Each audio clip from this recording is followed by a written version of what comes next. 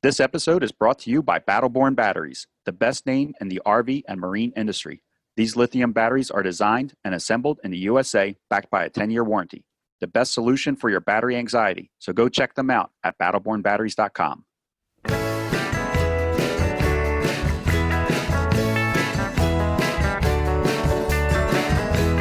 You are listening to Beyond the Wheel, a podcast about the people and ideas that drive the RV community forward.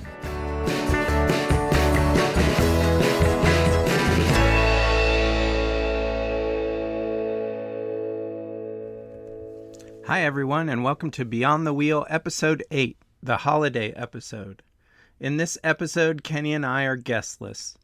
We talk about the holidays in the RV and how they are different or the same from holidays in our sticks and bricks. We also talk about Battleborn batteries and propane fire pits. So sit back and relax, unless you're driving, in which case pay attention to the road and us, and enjoy the podcast. Hey, everybody. So it's Sean and Kenny. We're just going to hang out a little bit and chat about one of our favorite things, which is, of course, RVing. And with the holidays right around the corner, we thought this would be a great time to talk about holidays. Actually, I guess, Sean, this is going to post after the holidays. When will this be out? Next Thursday. So we're recording it on the 18th. So Christmas Day. Just in time then. Yeah, just in time. Look at that. Pretty cool. Pretty cool. Or no, not Christmas Day. It'll be the 27th. I don't know what today is. Today's the 18th, right? So, you know what? The 27th. That's one thing different about the holidays and RVing is you're not counting down the days until the holiday. No, not at all. You're not even, for the most part, I don't feel like we count down any days, or sometimes we don't even know what day it is. Like, you know, is it a Monday or is it a Wednesday? For some reason, even though we're on some type of schedule, it's still hard to track the days. Weekends and weekdays do blur together. Yeah. Somebody asked me today what the date was. And as you know, Kenny, I'm doing some consulting this week. So I'm at an office and I was like, I have no idea. No idea what the date is. Yeah. I had to look at my phone. Well, I feel like the phone is part of that problem, though, too. I remember being a kid, and I would know everybody's phone number and, you know, the day, of course, and things like that. And now I'm lucky if I know Sabrina's phone number. I got to look it up on my phone to see what her number is. Like, I don't know, you know, what happened to my mental capacity that I can't remember phone numbers anymore. It's just so easy. But I bet you can remember a song from the 80s, right? When it comes on the radio. Yeah, that I can still do. I haven't completely lost it. So this will be Sabrina and I's second Christmas in the RV. We've had 2 Thanksgivings, and I know for us last year, I think Thanksgiving was like the first big holiday that we had in our RV, and we actually spent it down in Florida with some other YouTubers who were RVing full-time also. And it was a really cool experience for us to hang out with those guys and do a Thanksgiving meal. Everybody made a meal in their RV. And because we're in Florida, it's warm enough outside. So we all cooked in our RVs and then brought them outside and did like a Thanksgiving Day picnic. And we made everything that you could make, you know, in your home, we made in the RVs. And I think that's something that people might be surprised about, that, you know, in our RV kitchens, if you can make it in your house, you can make it in your RV too. There really isn't, I don't know if you guys feel the same or different about it, but I feel like it's very similar. I think it would be tough to make a turkey though, huh? They did a deep fry. Yeah, they did the full turkey. Yep, outdoors with a big pot. I think it was the first time I've ever seen this done before, and it looked very dangerous to me, but it all went fine. I just saw that this Thanksgiving, deep frying a turkey. It's quite messy. Yeah. Doesn't look safe at all. No. In fact, I think we almost had an accident happen, if I remember right. I wasn't the one doing it, obviously, because I've never seen it before. But it did. I mean, it all worked out fine. So we had the full size turkey, all the sides. We were baking pies in the RV, and so I mean, it's possible. But I guess the other side of it was that we weren't with our family for Thanksgiving. We were on the road. We were too far away. Most of my family is up in Philadelphia, so that part of RVing in the holidays is a little different. You don't have that home base where you're just on run down and you're going to mom and dad's for dinner or Yeah. something like that. Well, I know in like last year for Christmas, we were on the Atlantic coast of Florida for Christmas. And so two of our three sons came down over the Christmas holidays, but they came at different times. Okay. So you had your family come to you. Yeah, because we were in a nice spot, Yeah, that's when smart. they're willing to travel. Yeah, otherwise we've basically done the holidays just the two of us. Okay. We don't really make like a big full like Thanksgiving.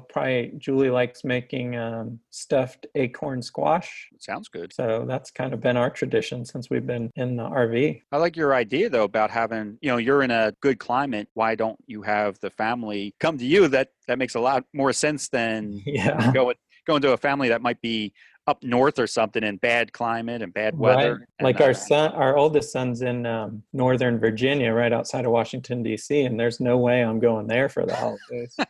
Right. Too cold. Yeah, Sabrina and I are trying to escape this year. We're going to head out west. This is going to be very different for us for Christmas. So somebody that we met from having our YouTube channel, they watched our YouTube channel. We've met them before, but they knew that we were headed out west and said, hey, why don't you stop by our house? If you're coming by, stop by our house. And we just happened to be passing their house on Christmas Day. So we're going to stop and have Christmas with them. Are they RVers too, or? They used to full time, but now they bought a house in Tennessee because they still have the RV. They have hookups at their house. So we're going to be able to plug in, and I don't know if they have full hookups, but I believe they said they have full hookups, sewer, water, and electric. So, Sabrina and I will sleep in the RV, but we'll have dinner and everything at their house. That's pretty cool. Yeah. So they kind of know what it's like to be on the road during the holidays. So yeah, they have a full garage too, and like workshop. And they were like, if you guys need to do repairs or projects, let us know, and we'll you guys can use whatever you need at the back of the house. And I was like, I'm not trying to work on Christmas Day. I want to enjoy myself. Do they live in one of those RV communities where all the homes have RV garages and stuff, or no? I don't know. We saw a couple of those when we were in Tennessee. We seen them in Arizona, but I haven't seen them I've never seen them in Tennessee. Maybe they do.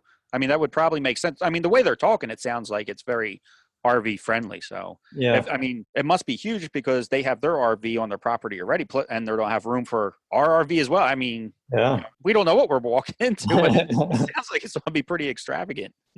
So will you guys put up decorations? No. So when we lived, I mean, that's a big difference for us because when we lived in our condo and apartment, we decorated, for every holiday, and Christmas, obviously, tree went up and stuff like that.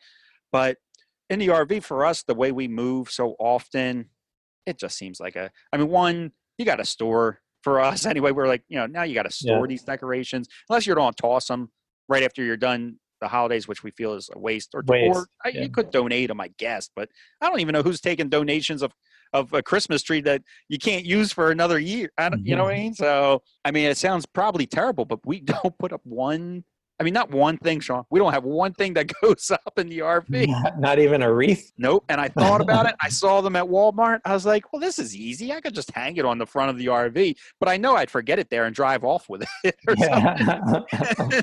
And have it fly off I mean, I don't know. Well, Julie likes to decorate. I've never been a decorator, so it's a discussion. I say discussion in quotes. We have every year. So last year she went out, and we have like a full-size Christmas tree that she puts up. Wow. She's got all kinds of decorations. We actually have a YouTube video where she walks through all of her holiday decorating. I'll have to check it out. It's a little to the extreme, I think, of RV holiday decorating, but we still have half our storage unit is Christmas decorations. I was just going to ask you, what do you do with your decorations when you're? Oh, well, all the stuff she puts up, I have to store in the RV. Well, luckily you guys have, what is it, a 42-foot fifth wheel? 44. 44, even better. Yeah. So I guess you have the space, and it's just the two of you living in it. So yeah, I guess you do have the space for it, but I think it could be put to better use, but whatever. So you said that she won out last year. I guess that means that you're winning this year, or how do you decide? Well, it just so happened this year was easy because we were moving. So we were in San Antonio through Thanksgiving. Then the week after Thanksgiving, we went to Big Bend for a couple weeks. And then after Big Bend, we traveled up to Tucson. So it's really not enough time to put up decorations for a couple weeks, you know? That seemed like a waste this year, but. And I guess there would be ways to secure them, maybe. I don't know. Could you set them up and then travel with them? I'm guessing not, right? Not that big old Christmas tree. I got to watch your video to see how big of a tree you're talking about. It's tall. It's like. You're talking a full-size tree then. It's over 6 feet. Oh, yeah, that's a real Christmas. Yeah. That's larger than the Christmas tree that we had in our apartment. The Christmas tree in our apartment was probably only a 4-footer, maybe. Yeah. I don't even know if it was that tall because it couldn't have been because we used to put it up on a table, I think. That's funny, you guys. Well, I guess, tradition and things like that aren't all that easy to let go of. I mean, I know for us, without having the decorations in here, it doesn't feel like Christmas. You do lose a little bit of the season, I guess, or the holiday a little bit by not doing your traditional things. And we're actually in Williamsburg, Virginia, and our plan was to go to Christmastown and stroll, and see the decorations that way. But the weather here has been horrible. It's either been snowing, raining, it's been cold, and we're just like, I'd rather not in it if we don't have to be, not by choice anyway. So, But that was our plan. We were like, we can get in the Christmas spirit that way, but it didn't work out. Belle doesn't even get a Christmas collar? No, she does. Ooh, you know what, Sean? I think she does have a bandana that she can put on. I'll have to go look for it. That can be your decoration then. Yeah. She's looking at me now. She's like, what am I getting? Yeah, I'll have to take a look for that. I think you're right. I think she does have like a little Christmas bandana. She has different bandanas for different holidays. I'll have to look in her bin. She gets her own little bin section in the RV. Yeah, I'd be curious to know how many people that the decorating part changes, like going from big decorators over the holidays when they're living in a regular house to when they go RVing full time, if they stop or if they keep going. Yeah. Just seems like a lot to carry around. It does. I know for Sabrina and I, we weren't like big on the decorating. We had a little bit. So I think for us, it was kind of easy not to do it. I think we were almost there even in the apartment. The setting up is fun, but the breaking it all down afterwards for me has always been, man, why did I bother putting this up? Because it was rare that we entertained in our apartment or condo anyway. We would always travel for Christmas. We would go to Christmas parties. We wouldn't have the Christmas parties and things like that. So we were like, well, now we're only putting this stuff up just so you and I can look, I can look at it. So maybe it's not all that worth it anyway. And now I feel like so many people have lights in their RV in one shape or another, either on their RV, underneath their RV, around their RV, that lights aren't even that exciting in the RV park anymore. We have white string lights that we put out, every time we park, we put them out around our patio area and make like a little barrier. So yeah, you're right. I thought about, do we want to get different colored ones for the holidays? I'm like, I'm already putting lights out. What's the difference? It's true. Yeah. I mean, that's like common now. Yeah, we see a lot all year round. We see lights. Even we thought, one of those little projectors, and they shine the snowmen. We're like, it's so tiny. We could put it in the bay. Some of them are like multi-use, so that you can use them for Halloween and Easter and stuff. And even that, we were like, it's still something else that we got to carry that we don't really want to. I mean, we're trying to like even unload more stuff rather than bring more stuff in. I don't know. But that probably is a good question for you guys, talking about unloading and not bringing more in. What do you guys do for gifts or presents and stuff like that in your RV? Do you guys exchange? We've never been big gift exchangers. Okay. So we don't now. But I think the thing that changed for us is that we don't get a lot of gifts for other people just because it's hard to store them. It's easier, like for our kids, we'll give them like gift cards or things like that, because it's just so hard to buy stuff and then put it somewhere in your RV, throughout the year or whatever. I suppose on Amazon you could have it shipped directly to them, but that kind of takes the fun out of it, maybe. So but that's a good idea, though. I didn't think about yeah. that, having Amazon ship direct. And then we always tell people don't get us any gifts because Yeah. we don't have anywhere to put any extra stuff. I think that's hard for people, though, that don't live in the RV. They feel bad by not giving you a gift, and Yeah. they probably don't realize that by giving the gift to us, then we got to figure out what are we going to do. Yeah. If do we keep it? If we do, then we probably have to get rid of something else. Yeah.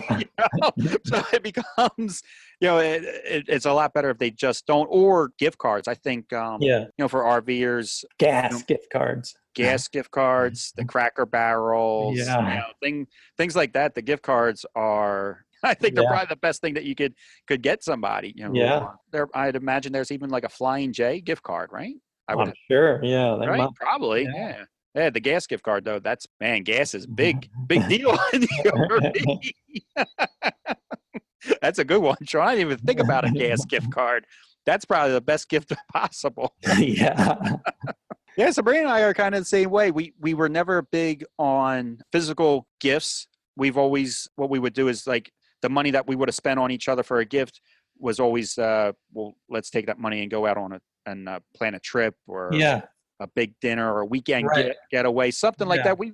Even when we were living in the apartment, we did that. We were never big on exchanging gifts.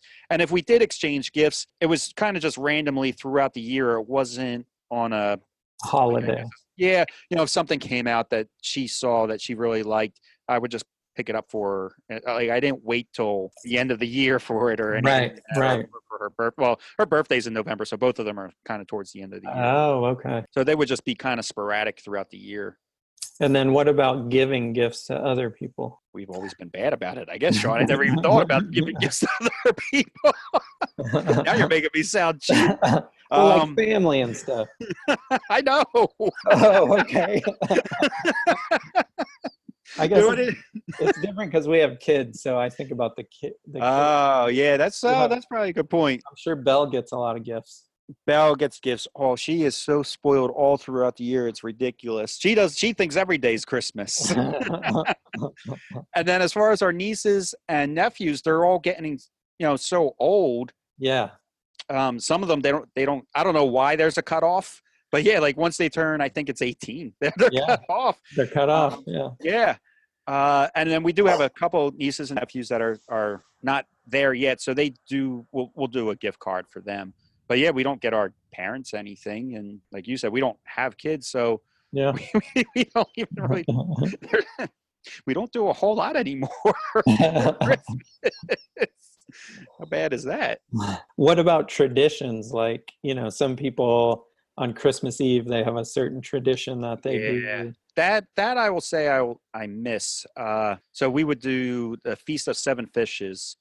Okay. In my family for Christmas Eve, and it was always awesome. It was just always a great time. I actually enjoyed it sometimes more than as I got older. Anyway, I enjoyed it more than Christmas Day because we don't have kids and stuff like that. So it was good to just get together with family, see each other. There was no pressure of gift exchanging for that night. So it was just fun.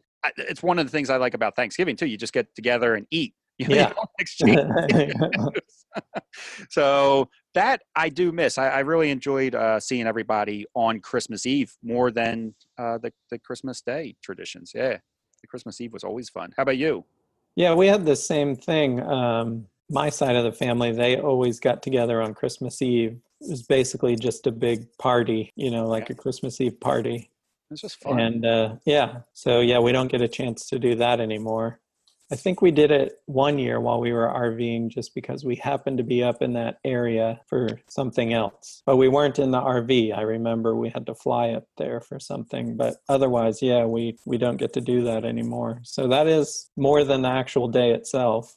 Yeah. Like you said, a cool thing to do. Now, if we could get all of our family to move to a warm climate in the wintertime, we would love to go visit them for Christmas. Yeah. But all of our family is in Philadelphia and Canada. It's it's just cold. Yeah. We're not going. We'd rather not go to either one. Do you have friends or family in warmer climates anywhere that you visit for the holidays? Well, my parents live in Florida now, and we spent last Thanksgiving with them. Oh, very nice. And this year we ended up having to spend the summer there, which was brutal. But it was to get we had to get some repair work done on the RV. So we're not going out there this year. And then 2 of our sons live in Texas. And so we spent Thanksgiving with them this year, but no Christmases. Thanksgiving in Texas is probably nice. What was the weather then? It was nice. Yeah, it was, I don't know, probably 60s. Yeah, that's perfect. That's Sean, 60 degrees is my favorite temperature. If I could find 60 degrees, Sabrina's freezing at 60, but if I could find 60 degrees, that'd be awesome. That's the weather I chase. Yeah, and I guess that's the other thing is it doesn't seem like holiday, like Christmas or even Thanksgiving when it's 90 degrees. Yeah. Isn't that funny too, though? Because, I grew up in Philadelphia, so Christmas and cold, I mean, they go hand in hand. Yeah. Even when you watch movies, it's always cold in these Christmas, everything's like centered around snow and cold and stuff. So to be in a warmer climate, I agree with you. When we're in a warmer climate, it doesn't feel like Christmas time. I think one of our Christmases, we were in Tampa, Florida, and we went and picnicked on the beach. That's nice, though. Yeah. That's great. But that's not like regular Christmas. No. I guess there is quite some differences between RVing for the holidays and being stationary for the holidays. Yeah. More than I first realized. So you said you're going to be in Tennessee on Christmas Day. Yeah. But where are you headed for the rest of the New Year's and stuff like that? Ooh, that's a good question. New Year's, I have no idea where we are. We are headed towards, I know we're heading towards California, but I don't think we'll be in California. By then, I want to say that we're probably going to be in Sedona, Arizona for New Year's. And we're going to do some boondocking, which Sabrina and I, neither one of us are very good at boondocking. We're trying to actually prep the RV.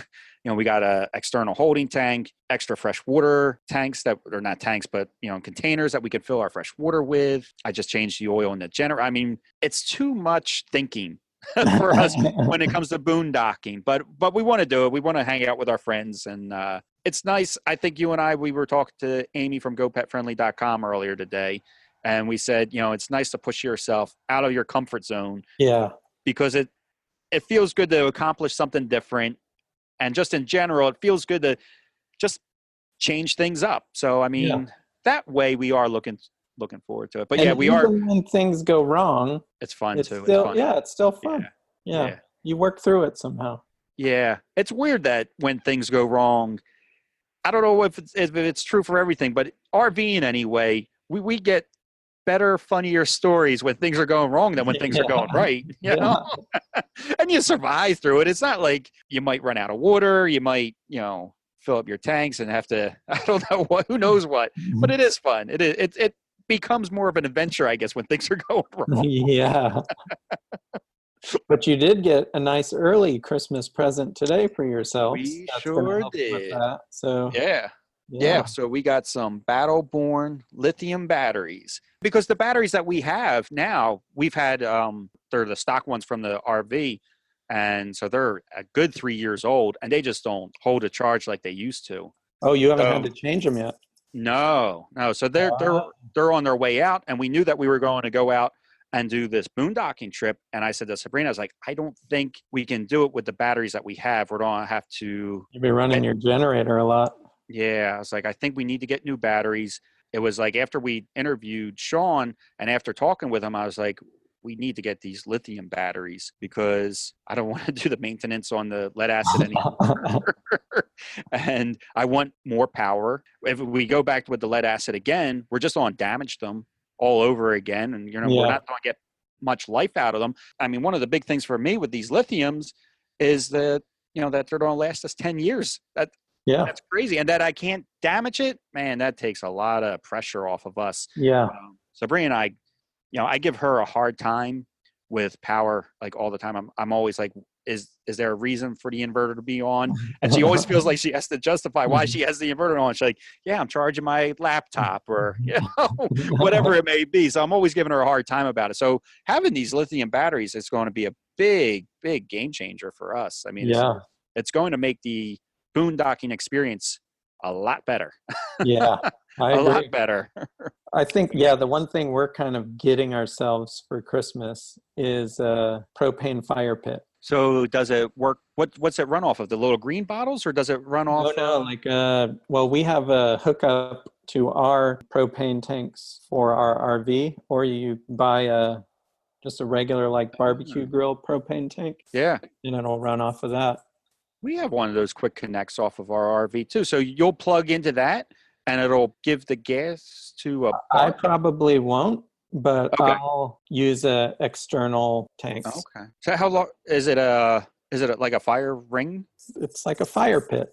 So it has the coals in there Okay. and it looks like a regular fire, I guess. I don't know. That's But pretty. we were just with some people in Big Bend and they had one and it puts off a great amount of heat. No smoke either, I would Yeah. imagine, And you right? don't So now smell you're like not getting a smoke. smoke in your face. Yeah. Yeah.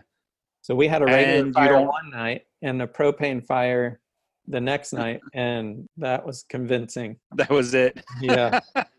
Well, and you don't have to tend to it. You don't Right. have to stir it up. You don't have to add wood. That sounds Yeah. nice. That sounds Yeah. real nice. Yeah. So what size do they come in? Various sizes? I think they are in various sizes. Yeah. I'm Okay. not real sure. This one was a decent size. I have to look this up. I don't think I've seen one yet. Yeah. And they also have pellet ones that, like they have those pellet grills now, like Traeger. They have these pellet fire pits now. Is Pellet the brand? No, it's like little wood pellets. Oh, I haven't seen it. Oh, I'm yeah. out of the loop. Yeah, you are. The problem with those, though, is you have to carry the dang pellets with you, and those things are heavy, like 40-pound bags. So what's the advantage of them? Do they burn a long time and clean? Yeah, they're clean. Yeah, I haven't seen this at all. Oh, I'm gonna have to look this up now yeah. too. Check it out. You might buy one. These might be companies that maybe who makes the fire ring? The I propane one. Yeah, I can't tell you that. I don't know. Oh, okay. I wasn't sure if they did various things or are they just making this fire ring for campgrounds and that's it. I don't know. That's a good Maybe question. we need to get a hold of them. Yeah. Get them on the show. Yeah. No, that sounds pretty cool though. See, I like easy. I like that, like what you're saying right now, where you Yeah. don't have to like get up and stoke the fire or carry the firewood or to get the smoke in your face. It makes the experience more enjoyable. Yeah. And when you're boondocking, I mean, there's nothing like Oh, sitting yeah. outside in the quiet, just That'd be enjoying the perfect. fire. Yeah, that would be perfect. And I don't know about you, but for whatever reason, no matter where I sit or Sabrina sits, like the smoke seems to, we could like Follow move you. around that fire pit and it follows you. How's that possible? Magic. I have no idea.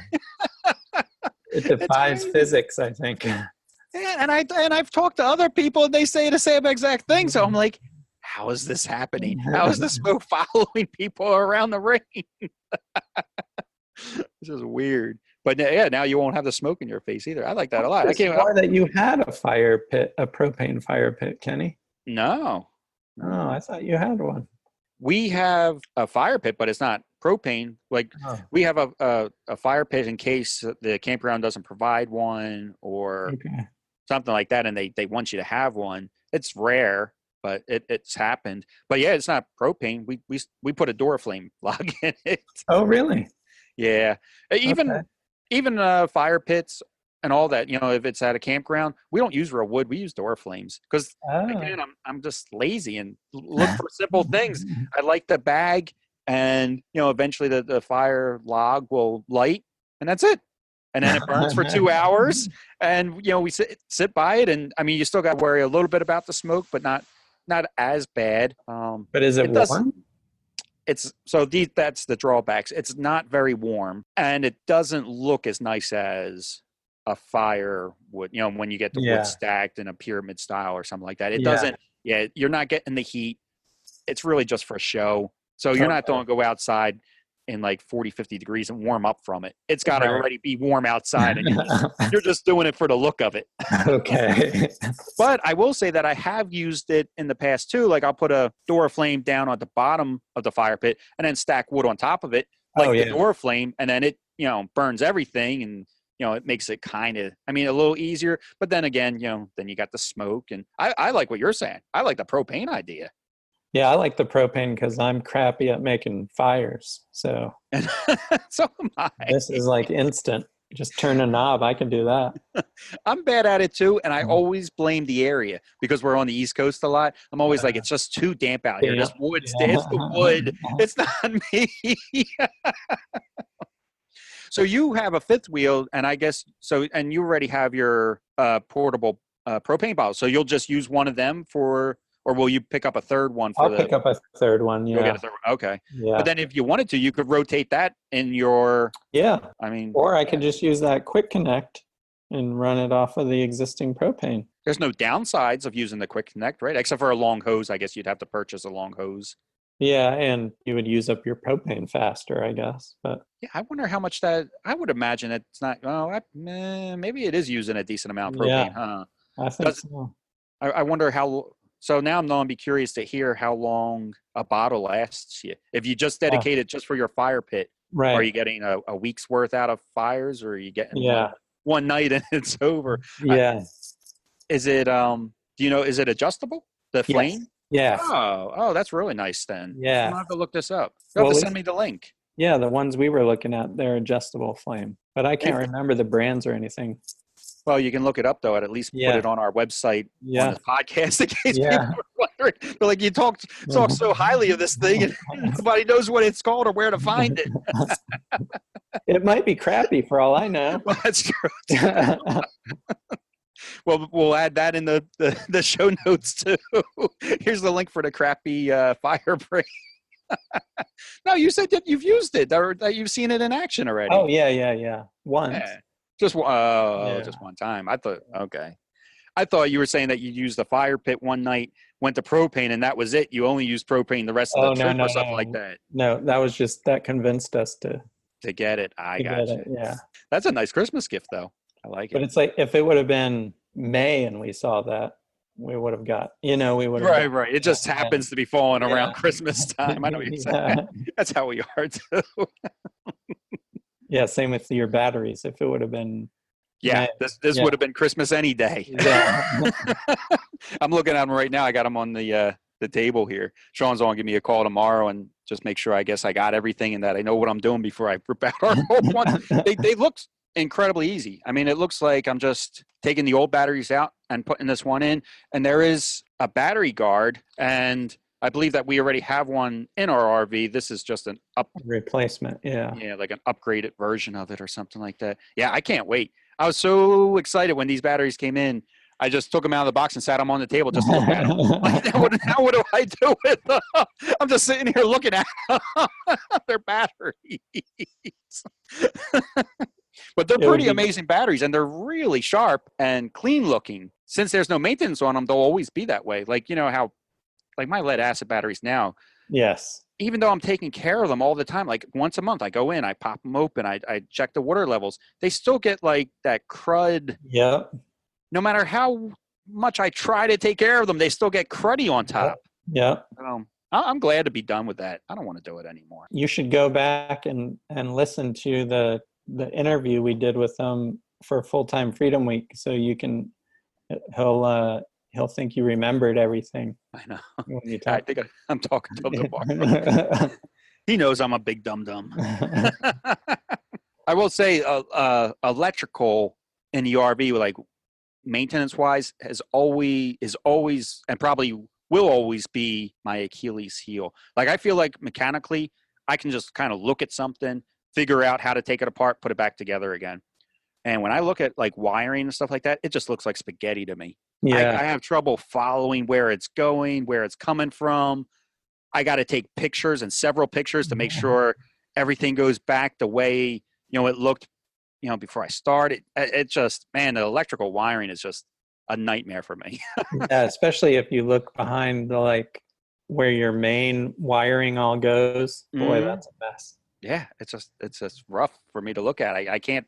It's overload when you look at it. You see all these different colors and they're on top of each other. For me anyway, I'm just like, what? I need to call somebody. That was my other thought about decorating for Christmas. Is if you're boondocking or using solar, you don't want to decorate like with a lot of electrical stuff because then you're using up your batteries.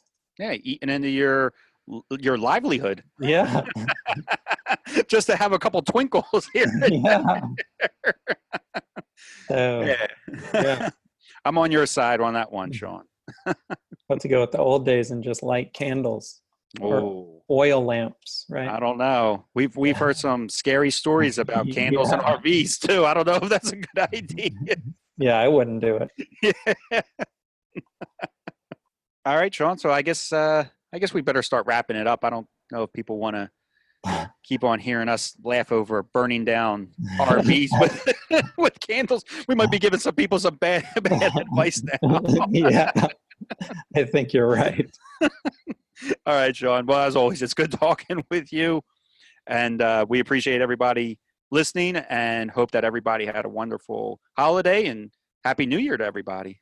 Yeah, and we'll look forward to doing a similar podcast next Christmas. Yeah, be fun to see how much things has changed. Yeah. Talk to you soon, Kenny. All right, Sean. You have a good night. Well, this concludes our first holiday episode. If you happen to be listening and own a propane fire pit manufacturing company and want to be on the show, send us an email through our website, beyondthewheelpodcast.com. If you wouldn't mind, send us feedback on if you like these guestless episodes. Also, leave a rating and a comment on the podcast platform you listen to us on. Okay, see you in a couple of weeks with a new episode featuring the owner of Hitchport. Safe travels and happy holidays. Before we go, we would like to thank our sponsors, Battleborn Batteries, the best name in the RV and marine industry. These lithium batteries are designed and assembled in the USA and backed by a 10-year warranty. The best solution for your battery anxiety, so go check them out at battlebornbatteries.com.